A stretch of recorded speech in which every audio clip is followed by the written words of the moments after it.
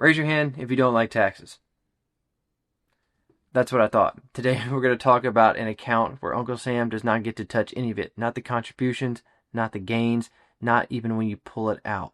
And honestly, most people are actually using this account wrong. So let's go ahead and get into it. Introducing the Triple Tax Advantage Champion, the HSA or Health Savings Account. So here's the quick 30-second explanation on what an HSA actually is. With the HSA, your money goes in tax-free, your money grows tax-free, and your money can be taken out tax-free for qualified health expenses. To be eligible for an HSA, you must be enrolled in a high-deductible health plan, and you must not be on Medicaid, you must not be a dependent, and you must not be using an FHA either. Contributions for the HSA also vary. If you are single, the annual contribution is $4,300 a year. And if you are married, that goes up to $8,550 a year that you can contribute to your health savings account. And like I quickly mentioned earlier, in order to pull your money out of a health savings account, it has to be a qualified health expense.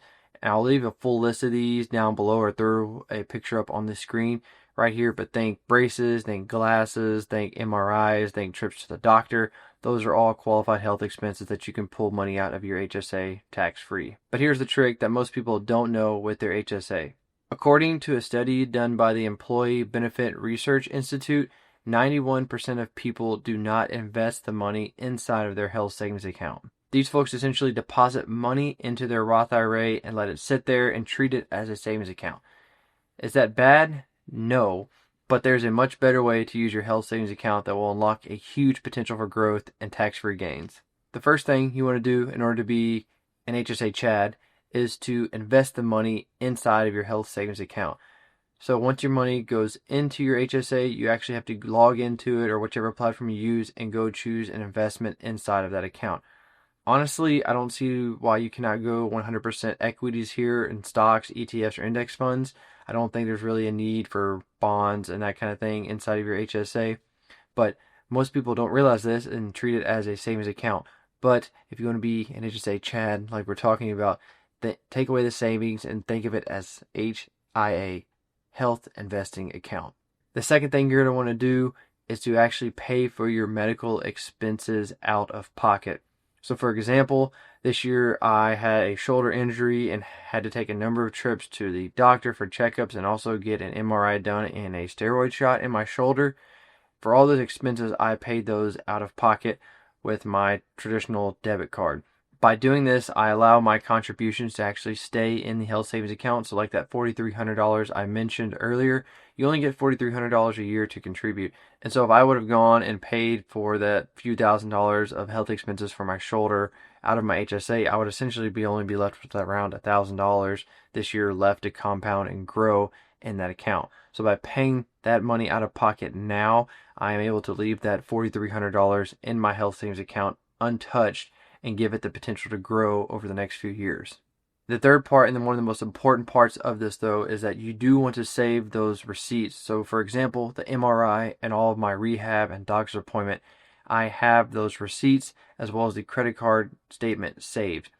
The way I do this is on a Google Drive folder that I have created, and what I will do is just honestly take a PDF scanner on your phone and make it into a PDF, send it to myself, label it with the date, what it was for, and then how much that expense was, and I'll put that into a folder. And then I'll take that information and actually log it in a master HSA tracking sheet that I made in Google Sheets as well too. I'll link it down below for free, honestly, if you want to use it yourself.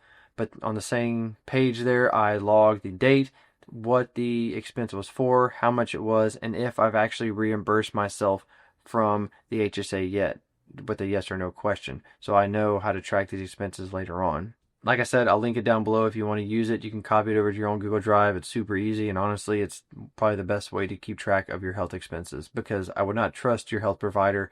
Who knows what could happen with the records? Who knows what could happen if that company goes under? So make sure you take care of it yourself and have a master file somewhere that you can use down the line. And since you have all of your medical expenses documented, being an HSA Chad, you can now go and pull all those expenses out tax-free later on. If you didn't just get what I said, that unlocks a ton of compounding for you. So you could contribute for 10 years into your HSA, max it out, pay for all your health expenses out of pocket, let it grow for 20 more years into hundreds of thousands of dollars. And then let's say, for my shoulder that cost me $500 for an MRI, I can go pull that $500 out 20 years from now, tax free, after my initial $500 that I contributed has probably grown to $2,000. So that is the key part of an HSA, and how you can unlock its full potential is by saving your receipts, letting that money you invest grow now, and then pulling it out later on tax free with the same health expenses that you've been accumulating over the years. A simple example of how this would work: let's say you've been staring at too many stock charts and you hurt your eyes, and now you have to go pay $700 for a pair of glasses. You take a picture of the receipt, scan it, add it to your Google Drive file, go in your Google Sheet, and you log the expense, when it was, how much it was, and which account you paid for it with. That allows that $700 of the $4,300 you contribute to remain in your HSA and compound since you have it invested. 20 years later, after growing 8% annually, that $700 you left in your HSA is actually going to grow into over $3,200. So you can see exactly there the benefit of paying for that initial $700 out of pocket early on and leaving that money in your HSA and letting it grow. So just for fun, let's say you max out your HSA with $4,300 a year for 30 years and it earns 8%.